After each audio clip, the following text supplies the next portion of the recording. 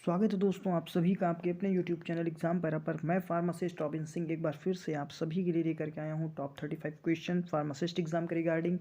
तो शुरू करेंगे हम अपना आज का सेशन। देखिए हमारा पहला क्वेश्चन क्या कह रहा है दोस्तों। क्वेश्चन स्टार्ट करने उससे पहले अगर आपने चैनल को सब्सक्राइब नहीं किया है तो प्लीज़ चैनल को सब्सक्राइब कर लें, वीडियो को लाइक कर लें और अपने दोस्तों तक शेयर कर लें। देखिए हमारा पहला क्वेश्चन क्या कह रहा है कि कोकेन इज यूज्ड एज आ। तो कोकेन को हम लोग किस तरीके से इस्तेमाल करते हैं? Local anaesthetic. जब आप लोकल एनेस्थेटिक का क्लासिफिकेशन पढ़ते हैं तो उसमें कोकेन, लीडोकेन, टेट्राकेन, ब्यूपीवेकेन ये सारी चीज़ें आती हैं करके, है ना। तो कोकेन उनमें से एक होता है और ये लोकल एनेस्थेटिक की तरह काम करता है। क्वेश्चन नंबर 2 की तरफ चलना है। देखिए क्या कह रहा है हमारा क्वेश्चन नंबर 2 कह रहा है parenteral administration of a drug. किसी भी ड्रग का पेरेंट्रल अगर एडमिनिस्ट्रेशन करते हैं तो क्या होता है? आप देखिए पेरेंट्रल का मतलब हो गया जा करके जो इंटेस्टाइन में ना जाए, ठीक है ना। ओरली इंटेस्टाइन में होकर के जाएगा, ठीक है। तो ये इंटेस्टाइन में डायरेक्टली ना जाए, इंटेस्टाइन को ये स्किप कर देता है, ठीक है। इसीलिए इसको कहते हैं पेरेंट्रल, ठीक है ना। पैरा देन इंटरनल, ऐसे इसका जो है डिवीज़न किया जाएगा। तो इसमें क्या होता है, आईवी रूट से देते हैं हम लोग जा करके, ठीक है ना। आईवी रूट से मेडिसिन दे देते हैं या इंजेक्टेबल मेडिसिन हम लोग दे देते हैं जाकर के। तो इसमें आईवी रूट से तब देते हैं, इंट्रावेनस देते हैं। तो इसमें एब्जॉर्प्शन जो है एडीएमई में से जो एब्जॉर्प्शन का प्रोसेस होता है वो जा करके सीधे स्किप हो जाता है और चूंकि डायरेक्ट ब्लड में जा करके मेडिसिन मिलती है तो इसको कहते हैं पेरेंट्रली। तो यहाँ पे क्या है, जब किसी भी मेडिसिन को हम लोग आईवी रूट से दे रहे हैं, पेरेंट्रल दे रहे हैं जा करके, तो वहाँ पे क्या होता है जा करके कि वो जो रिस्पॉन्स शो करेगी ओरल की अपेक्षा वो तेज़ी के साथ शो करेगी जा करके, ठीक है ना। चाहे वो आईवी दे दें चाहे आईएम दे दें, पेरेंट्रल का मतलब होता है जाकर के जो इंजेक्शन के फॉर्म में दे रहे हैं जाकर के, ठीक है ना। तो यहाँ पे क्या आ रहा है कि parenteral administration of a drug usually produces a more rapid response than oral administration. बस यही इसका जो है आंसर है कि यूजली जो प्रोड्यूस करता है ये मोर रैपिड रिस्पॉन्स देता है जाकर के, ज़्यादा तेजी के साथ रिस्पॉन्स देता है as compare to oral administration. फिर अगले क्वेश्चन की तरफ बढ़ेंगे जाकर के। देखिए अगला क्वेश्चन क्या कह रहा है, कह रहा है कि what is the most common application of myocardial infarction. What is the most common complications, what is the most common complications of myocardial infarction. अगर किसी को मायोकार्डियल इन्फ्रैक्शन होता है जाकर के तो क्या कॉम्प्लिकेशंस हो सकते हैं, क्या दिक्कतें हो सकती हैं? तो आप बताएंगे जाकर के कि एरिथीमियाज हो सकता है जाकर के। एरिथीमियाज का मतलब होता है जाकर के इरेगुलर हार्ट बीट। क्या होती है जाकर के? Irregular heart beat. Heart beat जो होती है वो इरेगुलर हो सकती है जाकर के, ठीक है ना। तो इसको कहते हैं एरिथीमियाज, ठीक है ना। हार्ट बीट इरेगुलर हो सकती है जाकर के। तो what is the most common complication of a myocardial infarction. किसी को मायोकार्डियल इन्फ्रैक्शन होता है तो मोस्ट जो कॉमन है, जो सबसे कॉमन कॉम्प्लिकेशंस है, जो सबसे ज़्यादा कॉमन दिक्कत है वो है कि एरिथीमिया हो सकती है जाकर के, ठीक है ना। एरिथीमिया की समस्या हो सकती है। फिर देखिए अगले क्वेश्चन की तरफ बढ़ना है। क्या कह रहा है, disorder result from a deficiency of factor 8। Factor 8 इस तरीके से लिखा था V11 ये, ठीक है ना। रोमन में लिखा था, इसको मैंने इंग्लिश में कर दिया है कि disorder result from a deficiency of factor 8। अगर जो ब्लड के फैक्टर होते हैं उन ब्लड के फैक्टर्स में से अगर आपका 8वां फैक्टर जो होता है अगर वो एब्सेंट है या उसका डिसऑर्डर है या डिफिशियंसी है, उसमें कमी है, उस फैक्टर वो फैक्टर नहीं है बॉडी के अंदर, तो क्या होगा, हीमोफीलिया ए। बस इसको सीधे सीधे याद कर लेना है कि disorder result from a deficiency of factor 8 क्या करेगा, हीमोफीलिया ए। फिर क्वेश्चन नंबर 5 पे चलते हैं जाकर, देखिए क्या कह रहा है क्वेश्चन नंबर 5। क्या कह रहा है, कह रहा है a diagnosis of pneumonia is typically achieved by which of the following diagnostic test. कह रहा है कि सीधे सीधे ये पूछ रहा है कि अगर किसी को न्यूमोनिया हो गया है तो उसको हम लोग कैसे डायग्नोस करेंगे। तो आप बता देंगे कि एक्सरे एग्जामिनेशन करवा लीजिए, चेस्ट का एक्सरे करवा लेंगे तो पता चल जाएगा कि न्यूमोनिया है या नहीं है। ये एक बेसिक टेस्ट है, ठीक है ना। फिर क्वेश्चन नंबर 6 की तरफ बढ़ रहे हैं। देखिए क्या कह रहा है क्वेश्चन नंबर 6, कह रहा है disease is caused by a deficiency of cortisol hormones. Cortisol hormones जो होता है अगर उसकी डिफिशियंसी हो जाती है, बॉडी के अंदर कमी हो जाती है कॉर्टिसोल हार्मोन्स की, तो कौन सी डिसीज़ हो जाएगी जाकर के? तो आप बताएंगे एडिसन डिसीज़ हो जाती है जाकर के, एडिसन डिसीज़, है ना। एडिसन डिसीज़ हो जाएगी जाकर के अगर डिफिशियंसी हो जाएगी कॉर्टिसोल हार्मोन्स की। फिर क्वेश्चन नंबर 7 की तरफ बढ़ेंगे जाकर के। देखिए बहुत ही अच्छा क्वेश्चन है, काफ़ी लंबा क्वेश्चन है और अच्छा भी क्वेश्चन है। देखिए क्या कह रहा है क्वेश्चन, कह रहा है अ क्लाइंट, देखिए क्या कह रहा है, कह रहा है a client has not had a bowel movement for 3 days, which of the following medications में कंट्रीब्यूट टू द कॉन्स्टिपेशन। कह रहा जा करके कि कोई एक व्यक्ति है, कोई क्लाइंट है जिसको जो है 3 दिन से उसके बॉवल में मूवमेंट नहीं हो रहा है जा करके, यानी उसकी आंतों में कोई भी मूवमेंट नहीं है और कोई वो मेडिसिन्स ले रहा है इस वजह से। अब अच्छा, इस मेडिसिन्स लेने से उसको क्या हो रहा है, उसको कॉन्स्टिपेशन हो रहा है जा करके, ठीक है। इस कॉन्स्टिपेशन का मतलब कब्ज हो रहा है जाके, ठीक है ना। तो इस वजह से उसके बॉवल्स में, उसके आंतों में 3 दिन से कोई मूवमेंट नहीं है, तो वो किस तरीके की दवा ले रहा होगा। यहाँ पे देखिए कई सारे ऑप्शंस होते हैं, ऑप्शंस के हिसाब से हम लोग चलते हैं। अगर कहीं पे आपको मिल जाए आयरन, ठीक है ना, आयरन, तो आयरन भी कॉन्स्टिपेशन कर देता है। अगर आपको लिखा हुआ मिल जाए मॉर्फिन, तो मॉर्फिन भी कॉन्स्टिपेशन कर देता है, ठीक है ना। फिर अगली देखिए इसका आंसर क्या है, यहाँ आयरन आंसर दे रहा है जाकर, क्या दे रहा है, आयरन आंसर दे रहा है। तो ये क्वेश्चन के ऑप्शन के हिसाब से हम लोग टिक मारेंगे जाकर के। A client has not had a bowel movement for 3 days, which of the following medications में कॉन्ट्रीब्यूट टू द कॉन्स्टिपेशन। कह रहा है कौन सी मेडिसिन ऐसी है जो कॉन्स्टिपेशन कर सकती है, तो आयरन है, ठीक है ना। फिर अगला क्वेश्चन क्या कह रहा है, कह रहा है drugs form can administered through a nasogastric tube. कह रहा है कौन सी ड्रग की फॉर्म ऐसी है, कौन सी अवस्था ऐसी है जिसको हम लोग एडमिनिस्टर्ड कर सकते हैं, बॉडी के अंदर ले सकते हैं नेजोगैस्ट्रिक ट्यूब से। तो आप बताएंगे जाकर के ओरल लिक्विड को जो है हम लोग नेजोगैस्ट्रिक ट्यूब से ले सकते हैं। Drugs form, oral liquid form ऐसा होता है जिसको एडमिनिस्टर्ड किया जा सकता है नेजोगैस्ट्रिक ट्यूब से। फिर हम लोग अगले क्वेश्चन की तरफ बढ़ेंगे जाकर के। ये क्वेश्चन आपको एज इट इज़ रटने हैं। रिच सोर्स ऑफ पोटेशियम, बहुत ही अच्छा क्वेश्चन है। Rich source of potassium, basic और अच्छा क्वेश्चन है, बेसिक और अच्छा क्वेश्चन है। Rich source of potassium, potassium का रिच सोर्स क्या है बताएंगे, banana is the rich source of potassium. फिर अगले क्वेश्चन की तरफ बढ़ना कह रहा है maternal ketoacidosis is due to the deficient intake of.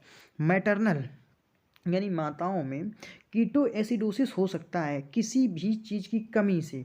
तो वो क्या है, विटामिन्स हैं, मिनरल्स हैं, एंटीऑक्सीडेंट्स हैं, या प्रोटीन है, कार्बोहाइड्रेट है, क्या है। तो इसमें आपको आंसर करना है वाइटामिन्स। तो विटामिन्स जो होते हैं जाकर के, इनकी कमी से कीटोएसिडोसिस हो सकता है मैटरनल्स में, ठीक है ना। फिर 11 नंबर ऑफ क्वेश्चन पे चलना है। क्या कह रहा है, milk of sulphur. Milk of sulphur क्या होता है जाकर के, milk of sulphur is, sulphur का मिल्क क्या होता है, पाउडर्ड प्रेसिपिटेटेड सल्फर। जब सल्फर का पूरी तरीके से प्रेसिपिटेट बना लेंगे जाकर के, ठीक है ना, तो मिल्क ऑफ सल्फर हो जाएगा जाकर के। फिर क्वेश्चन नंबर 12 पे चलेंगे जाकर के। देखिए 1 मिनट रुकिएगा, हमारा अगला क्वेश्चन क्या कह रहा है, tropane alkaloids are found in. Tropane alkaloids कहाँ पे पाए जाते हैं, तो आप बताएंगे जाकर के Atropa belladonna. Tropane alkaloids are found in Atropa belladonna. Important question रहने वाला है आपका, ठीक है ना। फिर अगले क्वेश्चन की तरफ बढ़ेंगे जाकर के। Oil of linseed is extracted from the seed of. देखिए जो लिंसीड ऑयल होता है वो किस सीड से मिलता है, हमको किस बीज से मिलता है, तो आप बताएंगे जाकर के लाइनम यूजीटेटिजियम। ठीक है, लाइनम यूजीटेटिजियम। तो oil of linseed is extracted from the seeds of linum usitatissimum. Linum usitatissimum से हमें इसके सीड से मिलता है ऑयल ऑफ लिंसिड, यानी लिंसिड ऑयल मिलता है लाइनम यूजीटेटिजियम के सीड से। फिर अगले क्वेश्चन की तरफ बढ़ना है। क्वेश्चन नंबर 14 क्या कह रहा है कि anthraquinone glycoside used as laxative are found इन।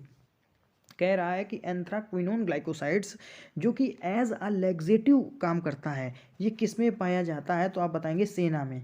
तो सेना में एंथ्राक्विनोन ग्लाइकोसाइड्स पाया जाता है यूज्ड एज लैक्सेटिव। तो सेना कभी कभी हमारा लैक्सेटिव एक्शन भी शो करती है जाकर के, ठीक है। There is multiple roles in senna, तो one of the roles is act as a laxative. तो मतलब एंथ्रोक्विनोन ग्लाइकोसाइड जो होते हैं सेना के, वो लैक्सेटिव जो है काम करते हैं, बॉवेल को क्लीन करने में हेल्प करते हैं जाकर के, आंतों को क्लीन करने में हेल्प करते हैं जाकर के, ठीक है। कैथेटिक्स की तरह इस्तेमाल होता है जाकर के अगर देखा जाए तो। क्वेश्चन नंबर 15 क्या कह रहा है, vinca alkaloids are used for the treatment of. Vinca एक इंडोल एल्केलॉइड्स होता है। सबसे पहले तो आपसे पूछा जाएगा कि विनका किस तरीके का एल्केलॉइड होता है, आप बताएंगे विनका जो है इंडोल एल्केलॉइड्स होता है जाकर के, ठीक है ना। तो अब ये क्या कह रहा है, कह रहा है vinca alkaloids are use for the treatment of. Vinca alkaloid हम लोग कैंसर के ट्रीटमेंट में यूज़ करते हैं। ये एक इंपॉर्टेंट क्वेश्चन रहने वाला है कि vinca alkaloids are use in the treatment of cancer. फिर हम लोग अगले क्वेश्चन पे बढ़ें उसके पहले दोस्तों, अगर आपको ये वीडियो अच्छा लग रहा हो तो प्लीज़ चैनल को सब्सक्राइब करें, वीडियो को लाइक करें और अपने दोस्तों तक जरूर शेयर करें। बढ़ेंगे हम लोग अपने अगले क्वेश्चन की तरफ। देखिए क्वेश्चन नंबर 16 क्या कह रहा है, morphine is isolated form. From, morphine को कहाँ से प्राप्त करते हैं, तो आप बताएंगे पापावर सोमनीफेरम। पापावर सोमनीफेरम से हमें मॉर्फिन मिलता है, ओपियम से मिलता है, बेसिकली ओपियम से मिलता है। और ये ओपियम की एक तरीके से जो क्या नाम बायोलॉजिकल नेम है, ठीक है ना। तो morphine is isolated from opium और पापावर सोमनीफेरम, ठीक है ना। फिर इसबगोल इज यूज्ड फॉर, इसबगोल किसका इस्तेमाल किस में करते हैं, तो आप क्या बताएंगे जाकर के, इसबगोल इज यूज्ड फॉर कॉन्स्टिपेशन। मतलब अगर किसी को कॉन्स्टिपेशन है, कब्ज है, तो वहाँ पे आप इसबगोल का इस्तेमाल करते हैं जाकर के। और इसबगोल भी एक तरीके से हमारा इस्तेमाल होता है as a laxative, purgative, cathartics, ठीक है। लेग्जेटिव मान सकते हैं, परगेटिव मान सकते हैं, कैथार्टिक्स मान सकते हैं। लेग्जेटिव और परगेटिव में माइल्ड डिफरेंट होता है, जो हल्के हल्के काम करता है उसको लेग्जेटिव कहते हैं, परगेटिव जो तेज़ी के साथ काम करता है, और होते दोनों कैथार्टिक्स ही हैं। यानी ये एक तरीके से पेट को साफ करने में काम करते हैं, स्टूल को एक्सक्रीट आउट कराते हैं बॉडी से ईजिली। तो इसबगोल इज यूज्ड फॉर कॉन्स्टिपेशन, ठीक है ना। फिर क्वेश्चन नंबर 18 पे चलते हैं। क्या कह रहे हैं, सेलिसिन इज ऑब्टेन्ड फ्रॉम, जो सेलिसिन है, सेलिसिन इज ऑब्टेन्ड फ्रॉम, तो ये कहाँ से मिलता है, सेलिक्स परप्यूरिया से मिलता है जाकर के।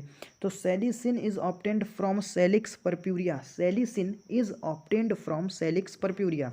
दोस्तों आपको करना कुछ नहीं है, जो भी ये मैं वीडियो में क्वेश्चंस डाल रहा हूँ, आप केवल ये वीडियो आराम से देखेंगे, एक बार धीरे धीरे करके देखते जाएंगे, आपको क्वेश्चंस खुद ही क्लिक करते जाएंगे। अगर आपको एग्जाम में इनमें से कोई क्वेश्चन मिलता है तो आपको याद करने की जरूरत नहीं है, केवल आप ये वीडियो देख लीजिए, ठीक है। और क्वेश्चंस मिलेंगे, ये दावा है कि क्वेश्चंस मिलेंगे, ठीक है ना। बस करना आपको ये कि सारे वीडियो देखने हैं और इत्मीनान से देखने हैं, शांति के साथ देखने हैं। क्वेश्चन नंबर 19 क्या कह रहा है कि Curcuma longa is commonly known as, जो कुरकुमा लौंगा, देखिए यही इंपॉर्टेंट क्वेश्चन है, इसी तरीके के क्वेश्चन आते हैं एग्जाम में, और ये सारे वही क्वेश्चन करवाए जा रहे हैं जो किसी न किसी एग्जाम में आए हैं।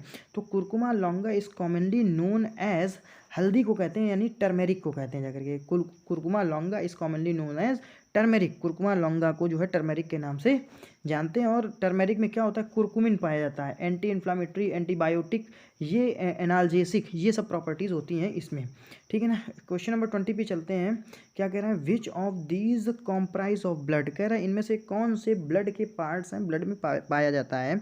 तो आप बताएंगे, देखिए आरबीसी ब्लड का कॉम्प्राइज, डब्ल्यूबीसी, प्लेटलेट्स, प्लाज्मा, ये सभी आ जाएंगे जाकर के, ठीक है। और यही 4 ऑप्शन थे, तो all of the above, RBC, WBC, platelets and plasma, ये सभी ब्लड के कॉम्प्राइज होते हैं जाकर के। फिर क्वेश्चन नंबर 21 पे चलना है। क्या कह रहा है, कह रहा है के MnO4 यानी potassium permanganate solution is used as self indicating agent in, कह रहा है पोटेशियम परमैंगनेट का सोल्यूशन जो होता है इज यूज्ड एज, इसका इस्तेमाल किया जाता है सेल्फ इंडिकेटिंग एजेंट की तरह। ये सेल्फ को इंडिकेट करता है जाकर के किसमें, रिडॉक्स टिट्रेशन में। जब भी रिडॉक्स टिट्रेशन करते हैं तो पोटेशियम परमैंगनेट को सेल्फ इंडिकेटिंग एजेंट के रूप में यूज़ करते हैं। क्वेश्चन नंबर 22 पे चलेंगे जाकर के। कह रहा है acid is defined as in Bronsted Lowry concept, कह रहा है ब्रॉनस्टेट लॉरी कॉन्सेप्ट में एसिड कैसे हम लोग डिफाइन करते हैं। तो ब्रॉनस्टेट लॉरी कॉन्सेप्ट ने कह दिया कि एसिड वो है जो प्रोटॉन डोनेट करता है, क्या कि प्रोटॉन अगर डोनेट कर रहा है तो वो एसिड है, ठीक है। और लुईस के हिसाब से क्या था, लुईस के हिसाब से क्या था, जो इलेक्ट्रॉन एक्सेप्ट करता है वो एसिड है। लुईस ने कहा था इलेक्ट्रॉन पेयर को एक्सेप्ट करने वाला एसिड होता है, और ब्रॉनस्टेट लॉरी ने कहा था कि जो प्रोटॉन को डोनेट कर दे वो हमारा एसिड होता है। दोनों ही बातें सही हैं, प्रोटॉन डोनर होता है एसिड, प्रोटॉन डोनर होता है ब्रॉनस्टेट लॉरी के हिसाब से, और लुईस के हिसाब से ये इलेक्ट्रॉन पेयर एक्सेप्टर होता है एसिड, ठीक है ना। फिर यहाँ देखिए 23 नंबर ऑफ क्वेश्चन क्या कह रहा है, कह रहा है इमेटिक्स इन स्मॉल डोजेज में बी यूज्ड इन, इमेटिक्स जो होता है इसको स्मॉल डोज में इस्तेमाल करते हैं, और किस किस किस कंडीशन पे इस्तेमाल करते हैं, उनमें से एक कंडीशन ये है कि कफ प्रिपरेशन, जब भी हम लोग कफ प्रिपरेशंस बनाते हैं जाकर के, यानी कफ के लिए सिरप बना रहे हैं तो उसमें इमेटिक्स का इस्तेमाल हम लोग कर लेते हैं। क्वेश्चन नंबर 24 पे चलना है। कह रहा है nitrous oxide is used as, nitrous oxide जो होता है इसको हम लोग कैसे इस्तेमाल करते हैं, तो ये जनरल एनेस्थेटिक होता है जाकर के, जनरल एनेस्थेटिक होता है जाकर के। देखिए 2 तरीके के एनेस्थेटिक होते हैं, एक होता है जनरल एनेस्थेटिक, एक होता है लोकल एनेस्थेटिक। लोकल एनेस्थेटिक किसी एक विशेष जगह पे, विशेष बॉडी में, विशेष पार्ट पे ही काम करता है। लेकिन जनरल एनेस्थेटिक क्या होता है कि ये जा करके ओवरऑल बॉडी पे काम करता है। यानी अब आपकी पूरी बॉडी जो है लॉस ऑफ सेंसेशन हो गई। पूरी बॉडी में अब आपको कहीं भी काटा जाए, छाटा जाए, आपको पता नहीं चलेगा। आपको न पेन पता चलेगा, ना ही आपको ये पता चलेगा किस जगह काटा जा रहा है, किस जगह मूवमेंट हो रहा है बॉडी में। लेकिन लोकल एनेस्थेटिक क्या होता है, जैसे किसी के हाथ में चोट है तो हाथ में इंजेक्ट करा दिया गया और उतनी जगह पे ही केवल आपको ये नहीं पता चलेगा कि यहाँ पे काटा जा रहा है, कटिंग हो रही है, कोई टच कर रहा है, क्या है क्या नहीं। तो लॉस ऑफ सेंसेशन केवल पर्टिकुलर जगह पे हो रहा है तो लोकल एनेस्थेटिक है। अगर overall body loss of sensation है तो ये आपका सिस्टमिक एनेस्थेटिक होता है। ठीक है ना। तो जनरल एनेस्थेटिक होता है जाकर के जो कि सिस्टमिक काम करता है। Sorry, general anaesthetic nitrous oxide क्या होता है, जनरल एनेस्थेटिक होता है। और नाइट्रस ऑक्साइड को हम लोग कैसे लेते हैं बॉडी के अंदर, तो इनहेल करते हैं, इनहेलेशन के रूप में इसको जो है लेते हैं। गैसियस फॉर्म में होता है, ठीक है ना, गैसियस फॉर्म में होता है तो इसको इनहेल करते हैं। फिर अगले क्वेश्चन को बढ़ेंगे जाकर के। क्वेश्चन नंबर 25 कह रहा है hyper baric oxygen therapy is used for. Hyper baric oxygen therapy कब इस्तेमाल करते हैं जाकर के, जब लंग्स, लीवर या इंटेस्टाइन, लंग्स, लीवर या हार्ट, सॉरी लंग्स, लीवर या हार्ट ये कोलैप्स हो जाते हैं जाकर के। ठीक है ना। तो लंग्स, लीवर, हार्ट के जब डिस्टर्बेंस होता है जाकर के, कोलैप्स हो जाते हैं, तब हम लोग हाइपर बैरिक ऑक्सीजन थेरेपी का यूज़ करते हैं लंग्स, लीवर एंड हार्ट के कोलैप्स होने पे। फिर क्वेश्चन नंबर 26 क्या कह रहा है, the heaviest particles in radio activity are. कह रहा है रेडियो एक्टिविटी में जो हैवीएस्ट पार्टिकल्स होता है वो क्या होता है, आप बताएंगे अल्फा पार्टिकल्स। तो alpha particles is the heaviest particles in radio activity. Radio activity में अल्फा पार्टिकल्स हैवीएस्ट पार्टिकल होता है। फिर कह रहा है boron trifluoride is an acid as per. देखिए बोरॉन ट्राईफ्लोराइड जो होता है ये एक एसिड होता है। किसने कहा था, किसके कॉन्सेप्ट के हिसाब से, तो लुईस के कॉन्सेप्ट के हिसाब से। लुईस ने जो कॉन्सेप्ट दिया था एसिड का, उसके हिसाब से बोरॉन ट्राईफ्लोराइड एक एसिड है। ठीक है ना। फिर अगले क्वेश्चन की तरफ बढ़ेंगे। क्वेश्चन नंबर 28 क्या कह रहा है, कह रहा है sodium bi sulphate is used as. Sodium bi sulphate जो है एंटीऑक्सीडेंट होता है जाकर के। फिर अगले क्वेश्चन की तरफ बढ़ेंगे जाकर, कह रहा है कह रहा है bond angle of the water. Water का बॉन्ड एंगल कितना होता है, तो आप बताएंगे 104 degree. Bond angle of water, water का बॉन्ड एंगल कितना होता है, 104 डिग्री होता है जाकर के। क्वेश्चन नंबर 30 क्या कह रहा है, hydrogen peroxide is used as. Hydrogen peroxide को कैसे इस्तेमाल करते हैं, तो आप बताएंगे यूज एज एंटीसेप्टिक। एंटीसेप्टिक की तरह इस्तेमाल होता है हाइड्रोजन परऑक्साइड। फिर क्वेश्चन नंबर 31 की तरफ चलेंगे जाकर के, reagent used to precipitate chloride ion is. क्या कह रहा है कि reagent used to precipitate chloride ions is. Chloride ions को प्रिसिपिटेट करना है तो कौन सा रिएजेंट हम लोग इस्तेमाल करेंगे जाकर के, सिल्वर नाइट्रेट। सिल्वर नाइट्रेट का इस्तेमाल करते हैं जाकर के। अगर हमें प्रिसिपिटेट बनाना है किसका, क्लोराइड आयंस का, तो हम लोग सिल्वर नाइट्रेट का इस्तेमाल करते हैं। Reagent used to precipitate chloride ions is silver nitrate. Question number 32 पे चलेंगे जाकर के, कह रहा है मॉडिफाइड। ये तो देखिए ये क्वेश्चन तो आप लोगों ने बहुत ही अच्छी तरीके से पढ़ा होगा फार्मेसी में। Modified Gutzeit test, Gutzeit apparatus या Gutzeit test is used to find the impurities या limits of impurities of the following. तो किस तत्व के या किस एलिमेंट के लिए हम लोग गैडजेट अपरेटस का यूज़ करते थे उसकी इम्प्योरिटी का पता लगाने के लिए, तो आप बताएंगे आर्सेनिक। आर्सेनिक की इम्प्योरिटी का पता लगाने के लिए हम लोग क्या करते थे, गैडजेट टेस्ट करते थे। ठीक है ना। तो modified Gutzeit test is used to find the limit of impurities of the following arsenic. तो आर्सेनिक की इम्प्योरिटी के लिए हम लोग गैडजेट, मॉडिफाइड गैडजेट टेस्ट का इस्तेमाल करते थे। फिर 33 नंबर ऑफ क्वेश्चन क्या कह रहा है कि preservative are used in pharmaceutical formulation. Preservative जो होता है जो कि इस्तेमाल होते हैं जाकर के फार्मास्यूटिकल फॉर्मुलेशन में for increasing the self life of a product. किस वजह से, किसी भी प्रोडक्ट की जो सेल्फ लाइफ है उनको इंक्रीज करने के लिए हम लोग प्रिजर्वेटिव मिलाते हैं। प्रिजर्वेटिव का मतलब ही होता है प्रिजर्व करना। प्रिजर्व का मतलब सुरक्षित रखना। ठीक है ना। तो सुरक्षित रखने के लिए किसी भी चीज़ की जो लाइफ है उसको सुरक्षित करने के लिए हम लोग प्रिजर्वेटिव मिला देते हैं, जिससे उसमें माइक्रोबियल्स ग्रोथ ना हो, माइक्रोब्स जो है ना पनप जाएँ, छोटे छोटे जो कीटाणु हैं वो ना पनप जाएँ। तो इन सब से बचने के लिए, वो डिकम्पोज ना हो जाए, हमारा प्रोडक्ट डिकम्पोज ना हो जाए, इन सब से बचाने के लिए हम लोग उसमें जो है प्रिजर्वेटिव का इस्तेमाल कर देते हैं। क्वेश्चन नंबर 34 की तरफ चलेंगे। देखिए क्या कह रहा है, काफ़ी अच्छा क्वेश्चन है। कह रहा है titanium dioxide is used as topical protective sunscreen lotion because of its. Titanium dioxide जो होता है ये प्रोटेक्टिव लोशन की तरह इस्तेमाल किया जाता है स्किन के ऊपर। यहाँ पे आप याद कर लीजिए, आपसे पूछा जाएगा जो भी लोग इंडस्ट्री में काम करते हैं, वो बेरियम सल्फेट का भी यूज़ करते हैं और टाइटेनियम डाइऑक्साइड का भी यूज़ करते हैं अपनी स्किन को प्रोटेक्ट करने के लिए।